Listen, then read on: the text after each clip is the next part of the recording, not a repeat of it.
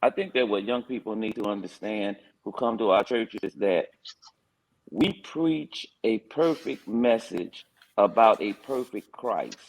We are not that Christ. That's right. And we are not the personification of perfection. The only place people will find perfection in, the only place that people will ever put their hope in and never be let down is in Christ Jesus.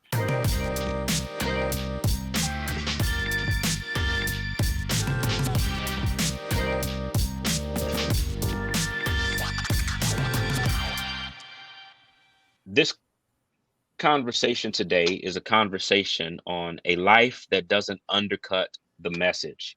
And we are really excited to have with us today three brilliant minds who are here to provide wisdom for us as preachers and pastors. There's a lot of wisdom on this line and great longevity in ministry. We have Dr. Cynthia James here. We have my pastor, Rev James Meeks here. And we have Bishop Horace Smith, MD, here, and they are going to be our conversation partners as we talk about a life that does not undercut the message. Before we begin, I want to toss it to all three of you, whoever wants to jump out at this first. Please give us just a little bit of background about yourself. I've already given your names, but tell us your name. Tell us where you serve, your ministry history, and your years in preaching and pastoring. Well, I'll jump right in since I'm your pastor. My name is Pastor James Meeks, and I'm the pastor of the Salem Baptist Church of Chicago. I started preaching January the 5th, 1975, which means that I've been preaching now for 47 years. Yeah, thank you. Happy anniversary. I have been a senior pastor. I've been a senior pastor for 37 of those 47 years. It's been a delight and my life's joy to be entrusted to pastor the people of God and then to pastor the people of God for 37 years is a highlight and a joy. And so I look forward to sharing together. I'm so excited to be on the panel with these esteemed pulpiteers, and I can't wait until our conversation starts. I'm reluctant to go next, but my name is Cynthia James. I've been in ministry 44 years and in pastoral ministry and assignment for 40 of those years. I'm currently associate pastor. All the other times we're senior pastor at the Potter's House in Dallas. And I have a short memory, so you have to remind me what else I should say other than that kind of brief introduction. No, that's all right. Your years you've been doing this.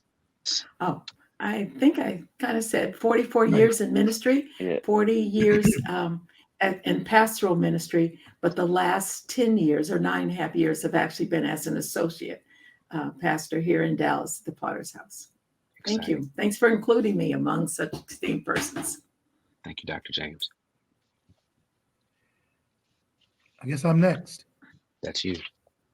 Yeah, my name is Horace Smith. I pastor the Apostolic Faith Church in Chicago, Illinois. I've been the senior pastor here since March 28, 1980. You can do the math on that. It'll be 42 years, the Lord willing, this coming March. And I love what I do, and I'm glad to be on this esteemed panel with young pastors hearing us, and I hope we'll be a blessing to them. Amen. Thank you all. You were going to say a panel with young pastors. I was going to say, yes. He gets my vote. Okay. Yes, and Pastor. I'm sorry because I have actually been a senior pastor for 42 years. And it wasn't until Horace said 1980 until it dawned on me I started pastoring in 1979. And so I've been a senior pastor for 42 years. I pastored the Salem Church for 37 years.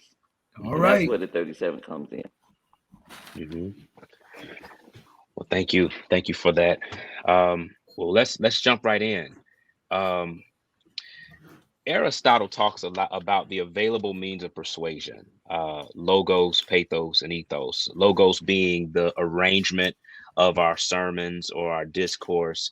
Pathos meaning the emotional appeals that we make in the preaching moment, and ethos being the congregation's perceived character, what they understand our lives to be. And he would say that our characters would impact how people receive or hear or believe what we say.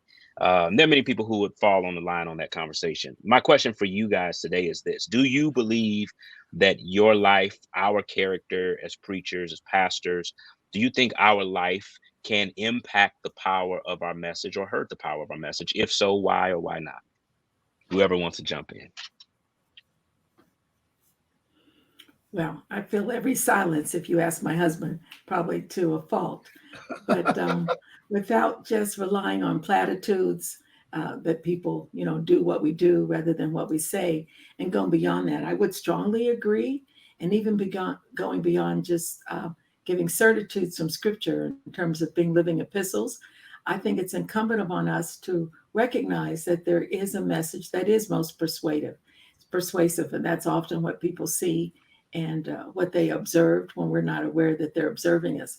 And that it's extremely important to keep an ethical edge and to cultivate a character that does display honesty legitimately, that is a character of integrity, and not to assume that that's going to happen automatically because we turned our collar backwards.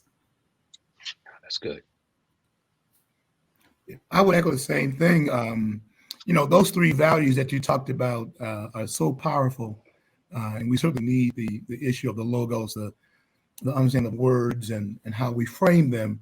And to appeal to a person's soul, you've got to appeal on a level that draws them in. But I think that rightly so, we must be very careful in these generations that our character should outshine the other two. I would attribute any success that my wife and I have had in ministry is that because people trust us, and trust is earned over a period of time. And again, I think God has given us the grace to understand that people want to see the word lived out. Dr. James talked about the living epistles. And so I think it is really important when so much information is available and so forth, that your character should carry the day. And I think that we should talk more about this, even in our training in seminaries and other places. We need to really talk about that whole piece and emphasize to people that it is how they see you. Your reputation precedes you. People will come to your church, I think, initially because of the gifts, but they won't stay if they don't trust you. That's right. I think that it's not a whole lot to add to that, Watson, other than the fact that a bald-headed man cannot sell hair tonic. Neither can a blind man sell glasses. That's right.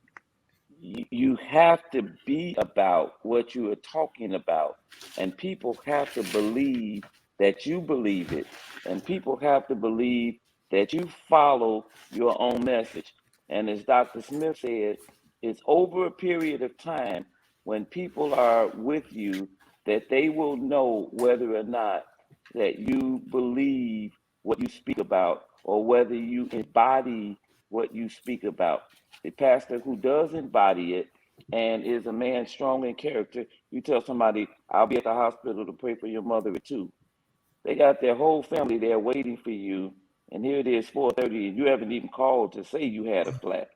So character goes before the other two. I totally agree with Dr. Smith on this. I think something else that plays into that, it's not really far kin, and that is people know it's doable.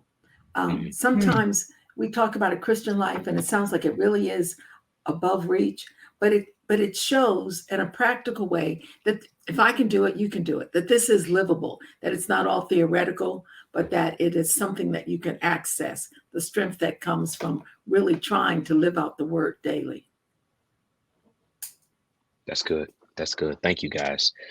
I really like this conversation about ethical edge that Dr. James mentioned here. When I think about some of what we've seen in the last few years, and we also hold this in conversation with the people that Jude 3 and Lisa Field specifically works with. She does a podcast called Why I Don't Go, which is conversations that come from young adults who gave up on church, and they give different reasons. Well, we've seen in the last few years different pastors who have been called to the carpet or have even fallen away or gotten in trouble, primarily not even because of like money or cheating, but personality stuff. Like Mm. Christianity Today podcast talks about the rise and fall of Mars Hill, personality abrasiveness. Let me ask you this: what are there some personality traits that preachers need to watch out for? And if so, what are these things? And then I got to follow up on that, but I'll kind of let us jump this around for a second. Not everybody at one time, please. Let me make a little stab at that. I think all of us on this call are familiar with the book by McIntosh and Reamer called Overcoming the Dark Side of Leadership. Um, none of us are perfect. We preach a gospel of grace. That's right. We understand that, but for God's goodness, we could not even serve. And so I think that the character traits and the dynamics of being called to Christ as a Christian, the understanding that we are flawed, should always inform leadership. And I think the higher you go, the more important that is. To embody humility and grace and the things that really brought us to the Lord Jesus Christ, I think are the things that are going to keep us. All of us have a dark side, and we understand that. And so trying to keep up with who we are beyond our titles. I'm in this whole thing now about I don't trust titles anymore. In the Pentecostal church, I'm always hard on us. Everybody's a bishop, everybody's an archbishop, everybody's a, whatever. And there really is no ethics to who we really are. Right. So I think that we have let down in some ways people in general, young people, if we don't live out, as Dr. Meeks said, what we talk about. I always say that it's hard to sell a product that you don't use. And so I try in my ministry, I'm not always perfect in it. I try to make sure that I never ask the people to do what I'm not already doing, that I'm actually doing it. Dr. James said that it can be done. And so that they trust what you say because the authenticity of the gospel is seen in the vessel that God uses. So I'm always trying to be aware that we have character flaws. I know we'll have time a little bit later to talk about, what things can you put in place to keep you grounded. All of us who have risen so much in the ranks of Christianity is each to believe your cheering, your section, your fan base, all those things. But we are all human beings, flawed at the best. And so if we forget those things, I think we become very vulnerable to what you said. Character traits, leadership styles, that really almost the opposite of what we try to portray as the portrait of Jesus Christ. Bishop, I know I you alluded think to it. that Oh, go ahead, Watson, Pastor. I think that what young people need to understand who come to our churches is that we preach a perfect message about a perfect Christ. We are not that Christ. That's right. And we are not the personification of perfection. The only place people will find perfection in, the only place that people will ever put their hope in and never be let down is in Christ Jesus. So we try to teach people not to put your hope and your trust in the voice of the preacher. That's number one. Number two, the whole thing about the rise and fall of Mars Hill and the abusiveness of a pastor. I hope it is clear in the Salem church, and I have expressed it over and over, that if a gunman walks in this room right now with a gun saying, I have to shoot and kill one individual in this room, everybody knows that my hand is the first one to go up. I'll say, shoot me, kill me, preserve everybody else. And I try to do that because I don't ever want people to think that I lord over them or that I would not give my life for them. Jesus said, a good shepherd lays down his life for the sheep. I look at the congregation as the sheep. If I am the shepherd, then I will lay down my life. So if that's your attitude or mentality, then you don't have a mind concept that you are lording over them or you're serving them. A pastor is the chief servant. And if everybody in there feels that our pastor is here to serve us, then I don't think that the Mars Hill type reputation could ever come upon any of us. Well, I'm really in a dilemma already. We're just getting started on several things. One is I'm trying to sort out in my mind the difference between personality traits and then character traits. And I'm not sure they're the same, but they may be. I was trying to see if I could really filter it through. So I'm going to respond in a scattered way. I think when we talk about personality traits, there are some people who have a tendency, and it may have been what we meant when we talked about character flaws. I don't disagree with what's been said. But some people who maybe are more sensitive to criticism than others, I can see where that would position them in a place to be less authentic than they should be. And perhaps they need to overcome that. Or people who are prone to, you wouldn't find many clerics that are prone to shyness. But I'm trying to think of another personality trait. Maybe prone to suggestibility, so that they're easily influenced by others. I think those kinds of things can play into a fall. And I'm not talking necessarily about a moral fall, but at least a back step from what we teach. And then on the other hand, I think there are characteristics, things that we've developed as habits that are perhaps, and certainly debatable, less innate, that could also disposition us for a fall. A reason I'm in the dilemma is I'm not sure, and well, let me back up and make an excuse for myself and disclaimer first. I think it's important for us to be confessional, which is another term I think for what you've said, to be ready to say I'm in the struggle. I'm not this yet. I'm not the Christ. I'm not the anointed one. But not only to say, I want you to do this, but at least for me to say, and I'm struggling at times to do this myself. So it's not that I have really accomplished it all. But I think beyond that is to try to get ourselves and to help others to become so that they can handle the paradox of our saying, we don't personify Christ, but yet we're teaching and preaching for them to be incarnational, because I don't think it's automatic. Those look like opposites if we don't help them to see that it is a almost, but it's not it's a not yet. And it's the fact that we're not yet there is okay, that we're still struggling to become and to have more of Christ formed in us. I don't know if that seems too elusive or vague, but all of that is to disclaim that I'm not sure I'd say take me first. I probably need to be there, but if it's between my kids and me, for sure. If it's between some other people, and I'm talking family, not even church, I'm not sure I'm just being honest. I'm not sure I'd be as heroic, and that I would see that as part of my clerical call, even though I'm trying to be a vehicle to deliver a message to others. That is a perfect message. So that perhaps more than anything shows where I need to grow. That's good. I want to drive that question a little bit further down the street. So my pastor is on here, and I remember him saying when I was on staff, when I was younger, he said, as a pastor, you have to be tough as iron, but gentle as velvet. And sort of telling me as a young guy that I had to be willing to be assertive, but then at the same time be gentle. And I know Watson Jones tends to be a little more type A and direct. And I know that about me. So I sometimes feel myself trying to find ways to add a corrector to find the velvet. My reason for stating that is you all have many years in preaching and pastoring and leading people.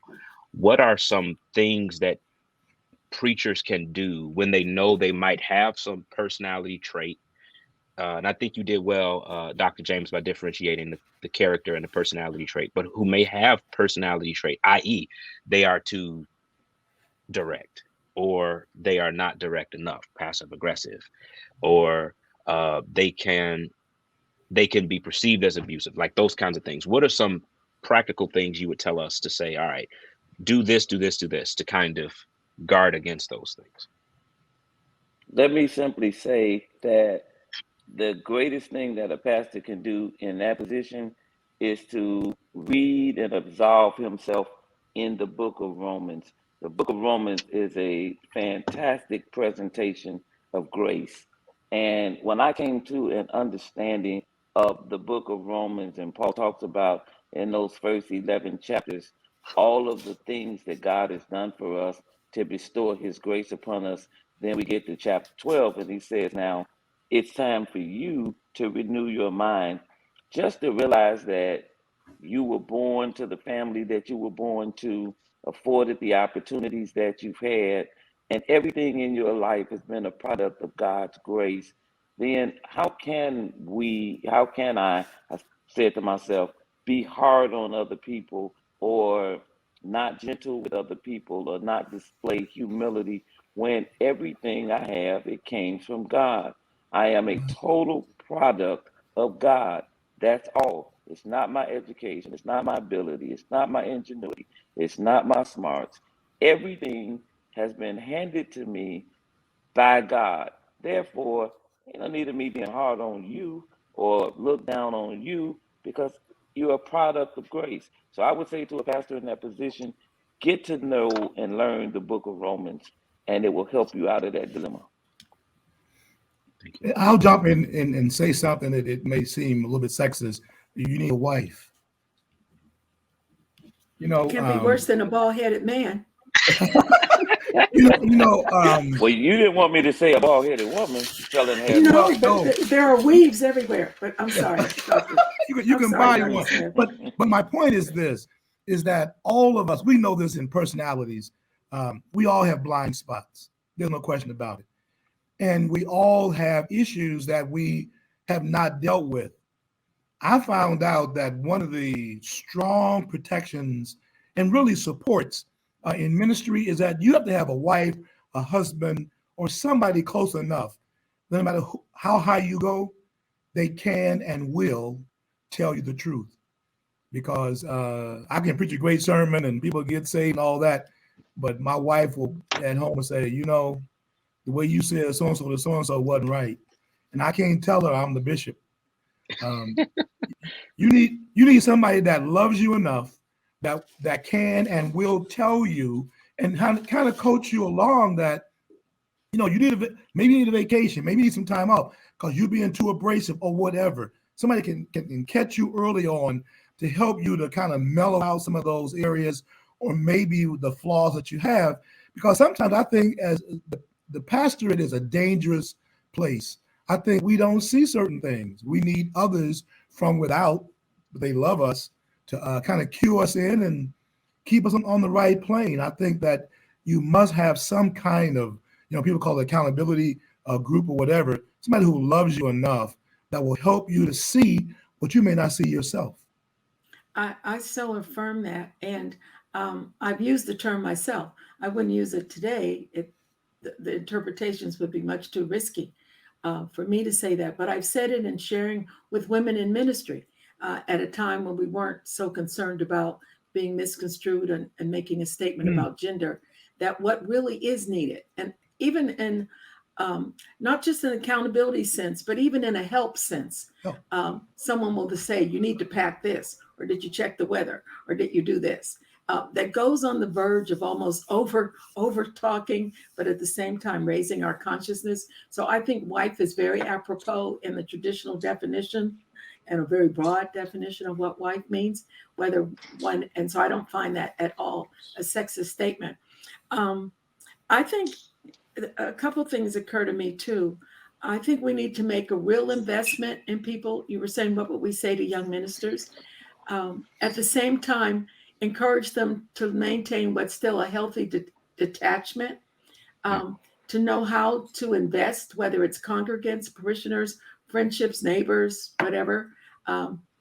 What is the right level of investment, of hard investment, emotional investment, physical investment in relationships, and yet maintain a level of detachment, which sounds cold, but I don't mean it that way, so that one can be emotionally healthy in crisis, so that one can still speak a truthful word in times of peril and sorrow. There was something else I wanted to add to that. The issue of accountability, and if I'm taking it away that you don't want us to go, then just pull me back. No, go But ahead. one of the things I found when individuals are sometimes struggling with trying to regain their footing after a failure, and in some cases it's a moral failure rather than a financial failure, or even sometimes it's an addictive behavior that may not be looked at as moral. That they will pull someone in as an accountability figure and say, I'm accountable to this person during this stage of recovery. And that's usually someone that really doesn't either have authority over them to really pull their coattail, if you're part in that expression, or someone who doesn't have the courage to really insist that they follow a path of repairing personal relationships and thoughts and their thinking. And so that's just something that I wanted to mention because it bugs me when and it's not exactly what we're talking about. But if one's going to be accountable to someone, make it someone who you truly will be accountable to, not just a good name out there that you're using as a billboard to say, well, I'm in league with this individual, they're okay. I have sometimes been invited to come in as an accountability person with people that I really didn't have a relationship with, but they saw me as being safe outside of their social network and their social political network, and someone that could not and would not, but they were banking on the could not, usurp their ministry while they needed to appear to be sitting aside, but they weren't really. And so that's something that has concerned me when it comes to being ethical, being honest, being accountable. If we're going to say we have that person, let's make it a real relationship. Well, that is a helpful answer, though, Dr. James, It was because long, sorry. no, it's helpful because the next question deals with. I imagine that an answer to the next question deals with accountability partner or an accountability person or something like that.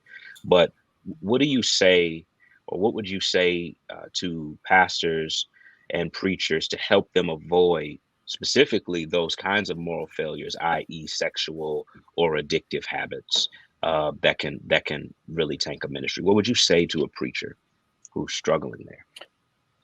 Let me jump in to say that I heard a poem, two natures lie within my breast. One is foul and one is blessed. One I love and one I hate. The one I feed will dominate. I try to share with all of the pastors that are kind of accountable to me is that you must feed your spirit. Your personal prayer time is so important. What you watch on television, one is feeding the flesh and one is feeding the spirit. If you feed your flesh more than you feed your spirit, then when it is time to make crucial decisions, your flesh will choose the way of the flesh. And that flesh is hard. I mean, there's no doubt about it. We all struggle and we've all given in and fallen.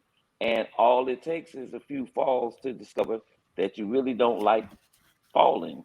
And we have to feed our spirit more and more. When the devil came to Jesus in Matthew chapter 4, and the devil kept throwing at him some carnal stuff, eat this, do that, Jesus kept throwing him scripture back. And when we are fed with scripture and we know how to, give scripture back, it helps us to maintain our spiritual sharpness and our spiritual focus. But I simply say that you have to feed your spirit more than you feed your flesh in order to win these battles.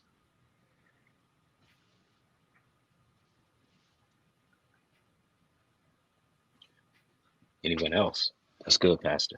We all have something to say. Yeah, I'll fill the silence.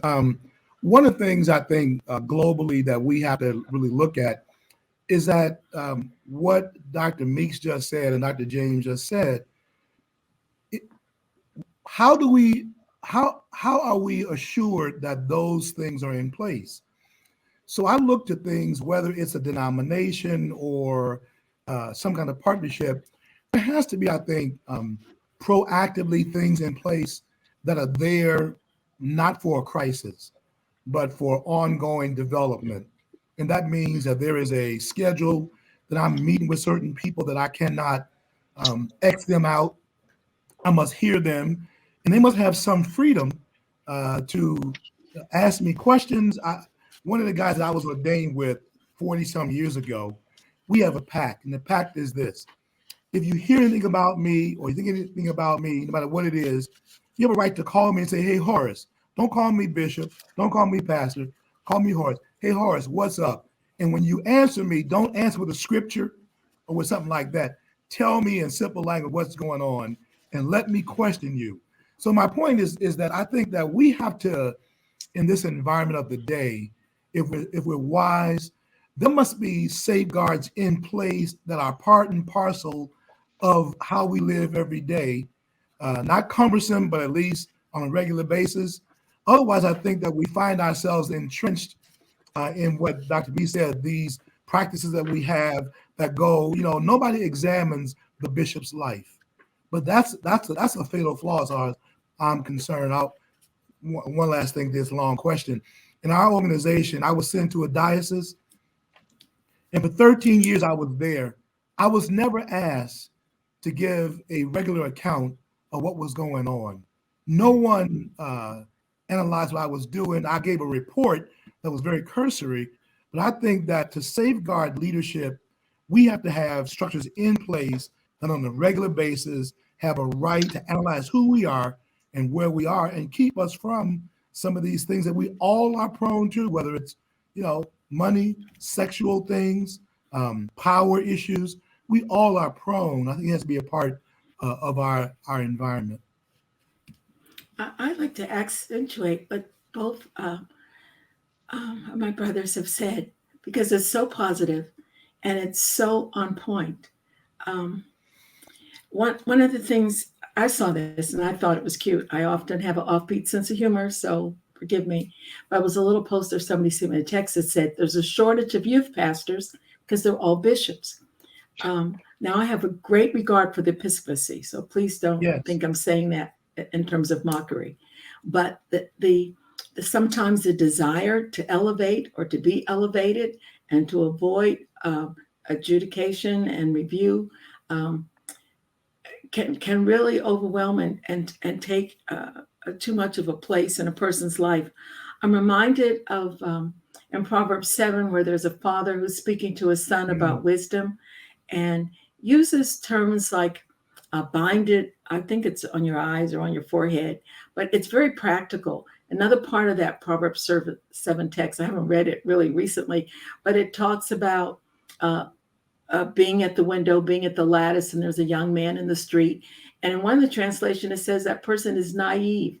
And so what I think that says to us is that there's a level of preparation that we need to have to make sure that we don't hit or that we try to avoid falling into these pitfalls.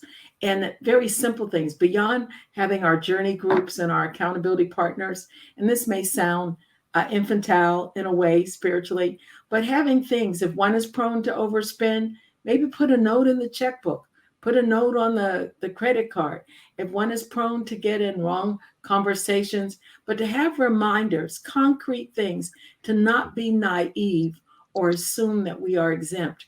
And so whatever those little things that we'd almost be embarrassed to share, whether it's a screensaver, whether it's a Post-it note, that there are certain phone numbers in my contact list that when they come up, I have a note that says something about who's calling.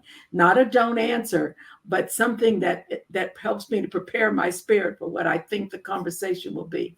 I don't know that that's a good example, but compromise has to be a decision that's made in advance, to avoid compromise, rather. To avoid compromise, it can't be something we count on in the moment always. And at that second, we're going to do the right thing. So to plan to do right and not compromise, we want to do advanced preparation. And all of the spiritual feeding our spirit and the breaking down the walls so that people can call us to task that both Dr. Smith and Reverend Meeks have mentioned, I fully affirm. Watson, if I could jump in here right quick to echo what Dr. James said, I had that same thought in mind about you can't find any youth pastors because they're all bishops. And I think that the clergy today, especially young men, must be, and young women, must be very careful about this self elevation. Yeah. I've always thought that the title of a bishop or whatever titles come next, I've always thought those were things that other people conferred upon you. That in your denomination, that there were people who saw some leadership roles, some qualities, something, and they asked you to take on a higher role. But today it seems like everybody who wants to become something.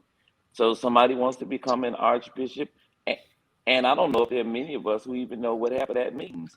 But I think that young clerics today have to be very careful about conferring upon themselves titles. Then they have these elaborate ceremonies that come out of nowhere, and it's not as important to have the title. It's important to do the work. Right. And I'm very concerned about where we are in the body, where people confer upon themselves a title. And, and that works both ways. We've probably changed your subject, but I love it. That not only the self-appointment, but then the other people who go along with it and who participate. And Yes. I say again, I have great regard for the episcopacy, but legitimacy is an important factor. And one is not just an episcopal over one place or one church or two or three. And it certainly cheapens so much. But then others, sometimes we have complicity in what we see has been self-manipulation. And I agree. Wow. This is good. This is really good. I have a wanna, question. No, It has yes, ma'am. nothing Go to do ahead. with the topics, but and you can just shut me down and they won't invite me again. But when you hear people say it's God first, and then it's family or church or the pastorate and whatever else, well, I didn't say that right. God and then spouse and family and then the church. Is there really a line at which perhaps our Catholic brothers and sisters have it right, that there is, in the genuine person with a pastoral call, a marriage to the church? I kind of feel like we're not open about that when we say it in the right order, but I really think that a true shepherd has such a tight connection with the church until there is a level of pull. We say what it is, but do we always live that? Isn't there perhaps a level of pull between almost like a weddedness to our ministries and to whatever body we serve in, particularly at the senior level, as well as to those who we honor and respect as God has given us as spouses? And I think not being clear about that can get pastors and ministers not really thinking that through for what it is in their own lives, can also lead to a downfall where there's competition between serving here or being available there, or serving there or being available here. And I don't know many people that will say out loud that marriage, that ministry marriage, really competes with the real marriage. But I think they really kind of pull at each other in an honest moment. Okay, I'll jump in there. If you look we're at on our own now.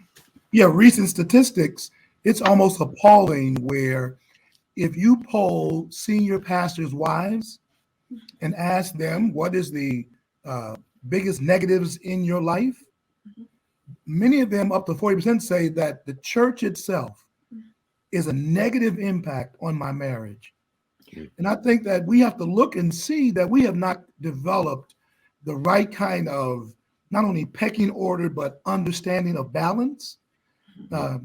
Dr. James, your pastor, Bishop Jakes, I've known him for 30 years. He taught a pastoral conference 30 years ago. He may not remember that. And he really set us up as young pastors. He said, how many of you love your church? Well, I love my church. How many of y'all will do anything for your church? I'll do anything for them. He said, see, you committing adultery because the church is Jesus, is God's wife, not yours.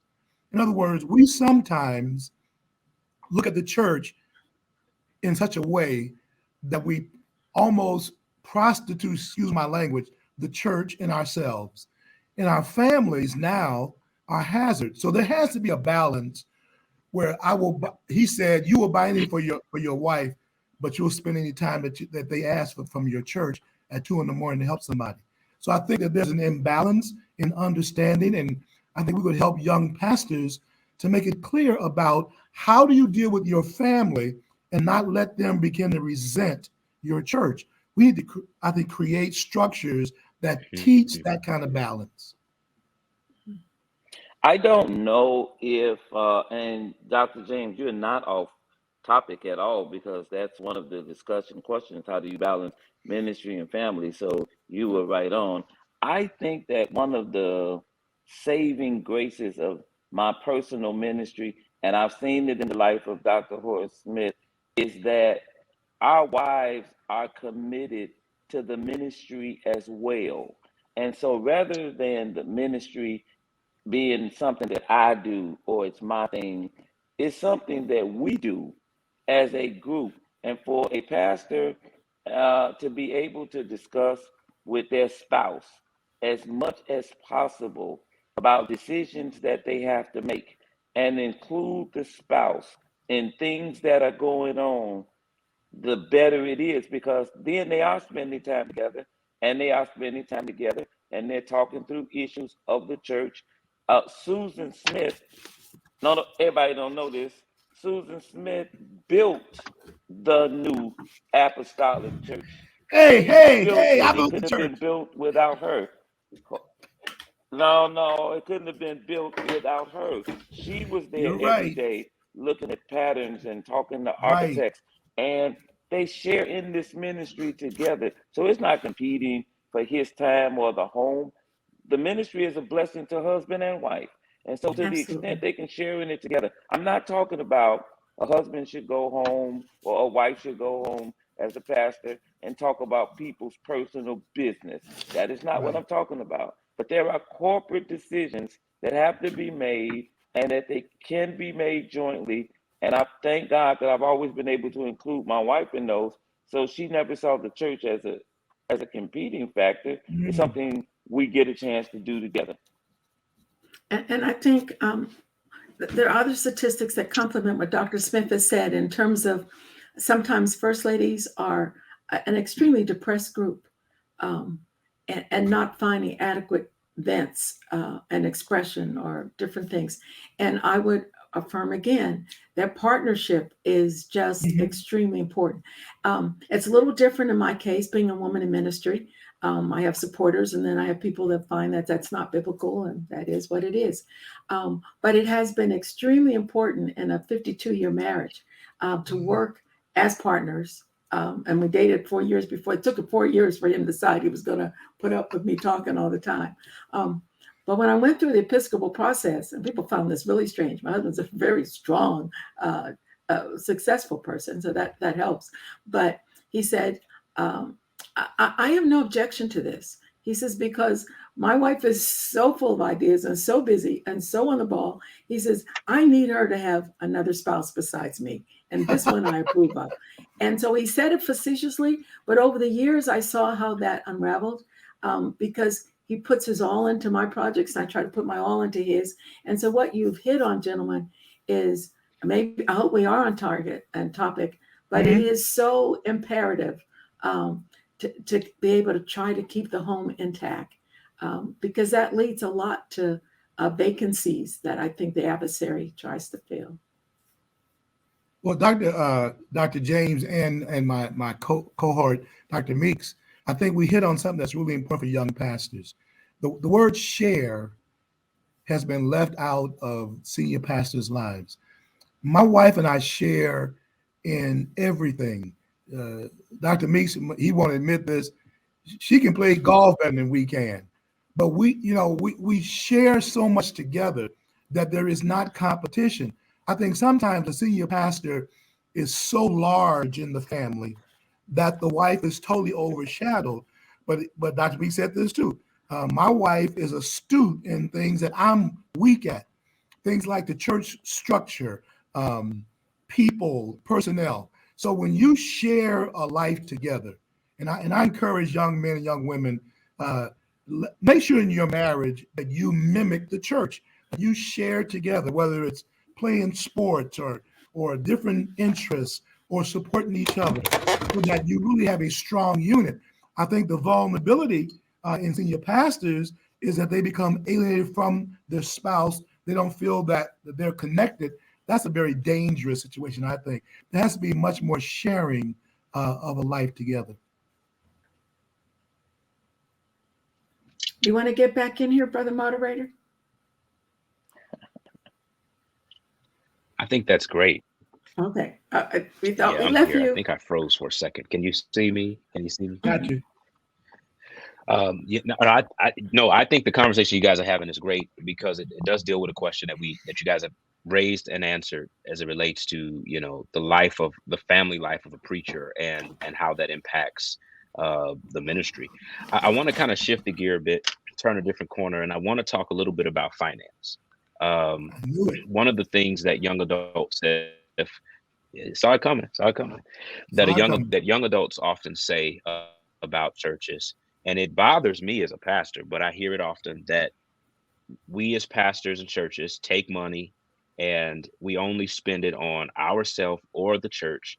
And they always use this argument that we never do anything for the community and all of those things. I know that that's not true.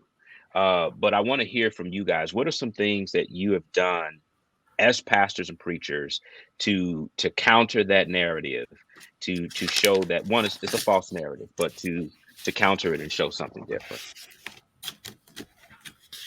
Yeah, let me jump in real quick to say, closing out on our last conversation, because we dealt a lot with the wife and not with the children. I think it's very important that a pastor not miss events in his or her child's life as well. Baseball games, football games, whatever your child is involved in, you want to be there equally. You don't want your child growing up resenting the church because my father never could come to a baseball game or a basketball game. So I just want to throw that in about children. As it relates to finances and as it relates to community outreach, it's very simple. If a church sees its if a group of young people sees this church involved in the community and is involved in the community all the time, we will never get these kind of questions. If only at Christmas or Thanksgiving they see us giving baskets to a few needy people, and those needy people happen to be members of our church, then you got a problem. I think that we have to do the gospel begins in Jerusalem, Judea, Samaria, to the uttermost parts of the earth. A church that's heavily involved in community outreach will never have any problem with this question. And I don't even have the time to tell you the things that we've done in our community. We've given out Bibles to every home in our community. We've gone door to door in our community asking people, what are your needs? And we come back the next week with the items that they requested. We adopted over 100 blocks in our community. We have corner prayer in our community. We adopted 8 or 9 schools in the community. And so the church that's involved or that's heavily involved in community outreach, they see where their money is going and they love the Yeah. fact that the money is going to the community. Thank you, Pastor. I couldn't hear Dr. James. Y'all Dr. hear? James, I think you might have muted yourself. Sorry, I was adjusting my light and took the mic off, but trying to adjust the light. But I think what you've hit on, Rev Meeks, is the importance of marketing, making it visible, articulating what's being done. I'm not a senior pastor now, but I think it's okay to say that where I happen to be serving now, that the leadership is a master in terms of getting the word out and using platforms to make it clear what's being done, whether it's servicing displaced homemakers or reentry for those who have been incarcerated, and a litany of other youth and senior and all kinds of programs.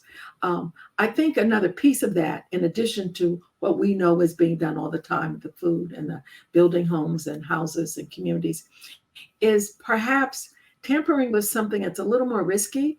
And that is, I was so glad to hear involving the church in the outreach. So I think that's the one piece of it, the biggest piece. But sometimes there might be an opportunity to empower laity, and so that we have actually lay-driven projects where the church begins to invest in. It wasn't a church department. It didn't grow out of one of our departments, but it's a needful effort that came out of a burden and a heart of someone in the church, that where the church begins to invest in that kind of activity as well.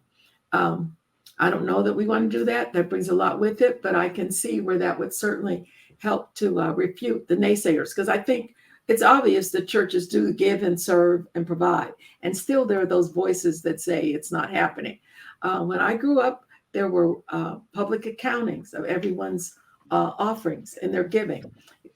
Maybe it was done more than needed to be. It was no less than on a quarterly basis. So it wasn't just see what we've done, but here's the financial reports. So I think real financial meetings and real business meetings with those who are that should be in those meetings are an important part of accountability in terms of finances. Won't get any amens on that. Well, I agree with Amen. those things that Okay. have been said. I think the church has been a little bit behind in understanding the importance of money in general. I think that we have been so beat down by the fear that folk will think we're money mongers, that we have not emphasized financial stewardship and accountability. Because I think that the church has to show that it uses its finances to build the community, and it does it on a regular basis. And one thing I think that was more pervasive among the critics is that the church being in disrepair and the pastor driving a Mercedes. I think that we have to also be aware of our own sensitivity, that the church and the community are built, and that's in distinction from the pastor living a lifestyle that oftentimes the membership cannot even relate to. So I think that there has to be a better teaching on our part of appreciation of stewardship, investment, that people come to church, you come to raise them up to be better stewards, to have a much better financial accountability. And the part Dr. James talked about, in our church, we have an independent audit every single year, and the membership knows that. Every nickel that is accounted for, we know where it goes, and we publish that. So I think it's important for us in this day of scrutiny to make sure that our finances are intact, but also that the church teaches good stewardship and will practice, I think, community investment in the way that Dr. Meeks talked about and others. And I think that you'll then see that young people will have greater confidence in what we do with the money that we raise. Two things, Watson, if I could jump in real quick to say that for the first 5 years of our church, the Salem Church, we did not have a building of our own. And so we rented spaces. For the first 5 years, I would not drive a new car. I refused to drive a new car, and the church didn't have a building. Like Dr. Smith said about the Mercedes, and all of that sends such a bad signal. It just sends a bad sign, and I just refused to do it. It was not until one night I was in a revival and my car caught on fire in the parking lot, and our deacons were embarrassed that I had to identify that as my car until I ended up getting a halfway decent car. I'm not saying that you should ride around as a pauper, but I'm saying that you should be very careful about the appearance that you're giving off. Sometimes a pastor and his wife, they could be in, a church of 25 or 30 people, and they're dressing really, really way up the chain and driving way up the chain. That doesn't say a whole lot to people that you're trying to attract. Number two, I started pastoring at 23. I am now 65. I do wish that the conversation about finances could have been held when I was 23, and so that I could have been warned about the importance of your personal finances as it relates to the fact that you're going to get 65 one day. And if you're in a church that does not have an aggressive retirement plan, you're going to wish you had put aside some money. And so I say to pastors all the time that the most important thing as it relates to personal finances is that you start living as if 75 and 80 is coming, and you're going to be in good health, and you're not going to be pastoring. And what do you do then? And so I would say to all pastors, get you a good financial planner and stick with that plan as it relates to personal finances. Oh, that is That's so good. That is so, so good. I remember, I'm sorry about the light in this room. There are no shades on the window. Being told You're all at a young age, you're not going to always want to get on planes. You're not going to always want to get red eyes and do services you're not going to be proud of speaking 9 times a week or 11 times a week. And I thought, I'll always want to do this. I love this. And now I'm like, is it virtual? Let's talk about virtual. But that advanced knowledge just means so much, and I'm just glad that you mentioned that. I could also relate to having the deacons tell me to park my car around the corner because it didn't invite people to the church because it looked too bad. But I also, on the other end, and I have no problem swinging from one side to the other. I was bivocational, and some people object to that. But when our oldest son graduated high school and went away to college, and he was supposed to come home every weekend for church, and he had to drive, we got him a little Honda. I mean, it was a very cheap little car, but it was a little car, but it was red. That's all he cared about. But that really, we had members that left because they said, you're setting a bad example by getting a car. Now, this was a long time ago. My kids are almost the age of some of you. But you're setting a bad example by getting your children a car coming out of high school. And I bristled up then and now because I felt it was defensible. It wasn't out of church funds. And so I think there's also the place where one can do something out of integrity and earnestness and through their own sacrifice, and yet be pressured into not feeling free to enjoy what they should enjoy as a result of their own labor. Right. I had a particular consciousness. I won't even tell you all my embarrassing stories about finances because the inequities that happen with females are amazing in ministry. But I had a little offering, but it was important. It was less than $20. And I think I had ministered about 3 nights or 4 nights. And my mother's who I traveled with. And I misplaced it. And she lit into me. She's going to be with the Lord. And said, that's not money you went down the street and earned. You didn't check in the clock at work. The saints gave that to you. It's sacrifice. And I hear her, if I get $5 or $50 or $500 now, this money came through some extension of the body of Christ. It's different than what you earned by teaching a class or giving a lecture. So whether that's true or not, I don't know. But it did force me into a kind of stewardship and guardianship over the message that was seen. She said, how dare you lose and misplace something that came through there? So a side story, but I think I affirm all that you say. Meanwhile, I'm going to keep trying to work and get the light out of my face. I understand. Pastor, you about to say something? Yeah, I thought that Dr. Meeks was about to say something. I want to just piggyback on what was said. We're facing issues now of older pastors, and Dr. Meeks kind of pointed to this too, that should retire but can't. I think the health of the church is that young pastors need to understand what Dr. Meeks said. You can start to practice good stewardship in your personal life early on. And if you do that right now in our church, I could have retired 8 years ago, and my retirement was totally paid up by the church. That gives me, I think, an objectivity about even succession, because I'm not trying to make $1 every week because we did it long term. So young pastors, you need to understand the balance in your personal life can also enhance the health of the church.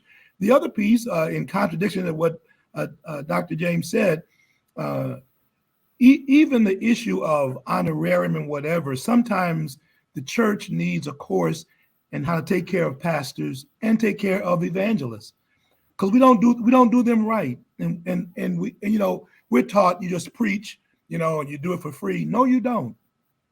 The workman is worthy of their hire. There's got to be a balance. And I think that the whole issue of money in the church has been neglected.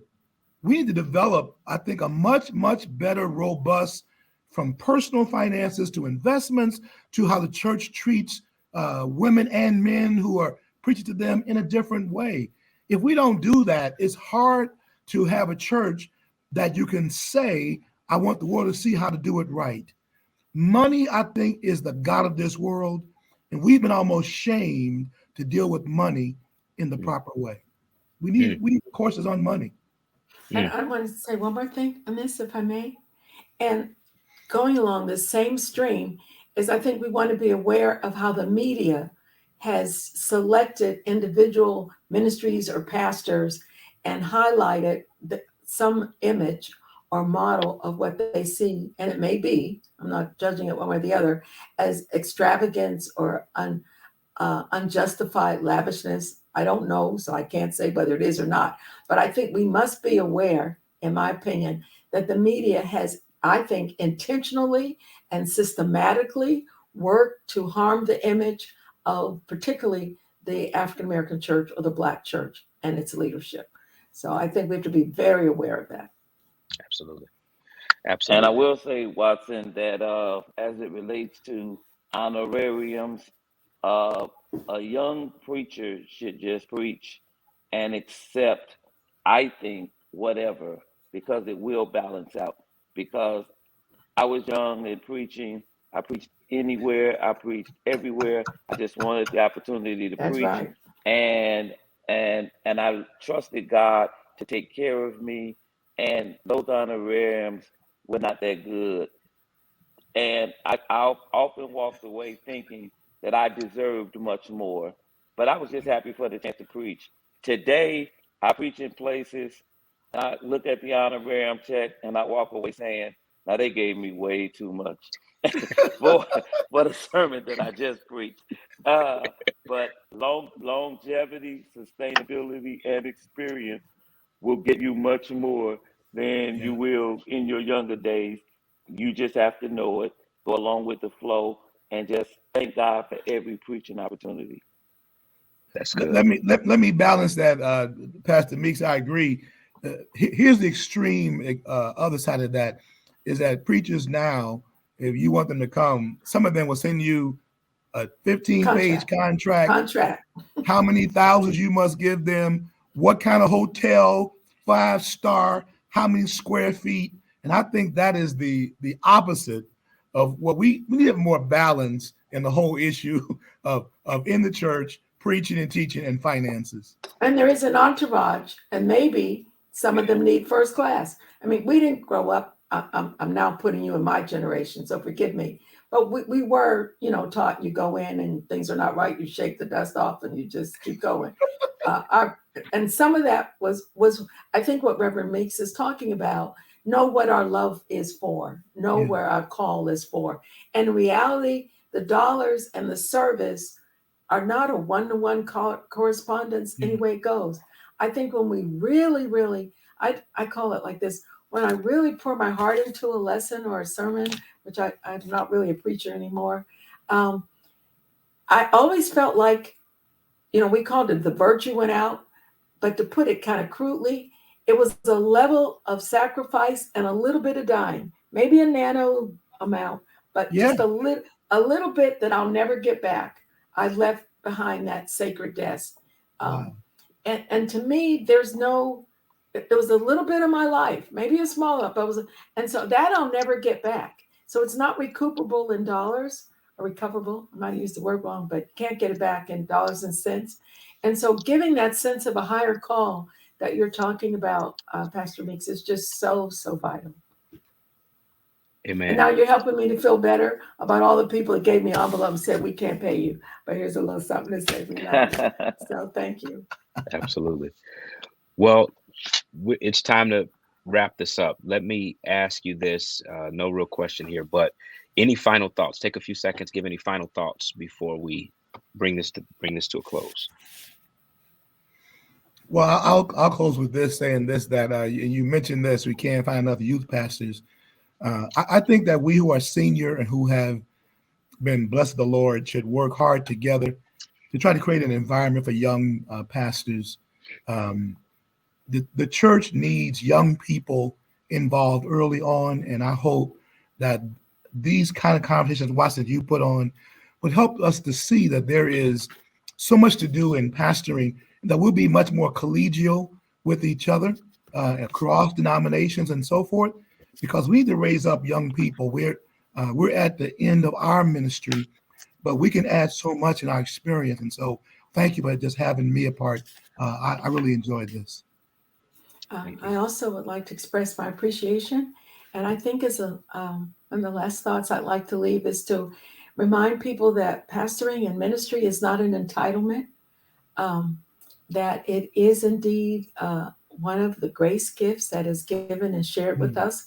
I also would like to see pastors think in terms of not always pulpit ministry, that there are many areas of viability for service. Many could go into broadcasting, particularly I'm talking pre-pandemic, where now everybody is broadcasting. But there are other viable means of ministry and service, and it's not a one track. I think that would lower frustration, and I think it would ease succession dilemmas, because it's not just this or nothing. It's that I must die in my robe with a mic in my hand. Those are two of the things. I have lots of other small things, but we'll save them for the next time if you let me. Thank I you. would simply say, I would simply say, expose yourself to as much information like this as you possibly can with Good. seasoned individuals who've done what you are trying to do.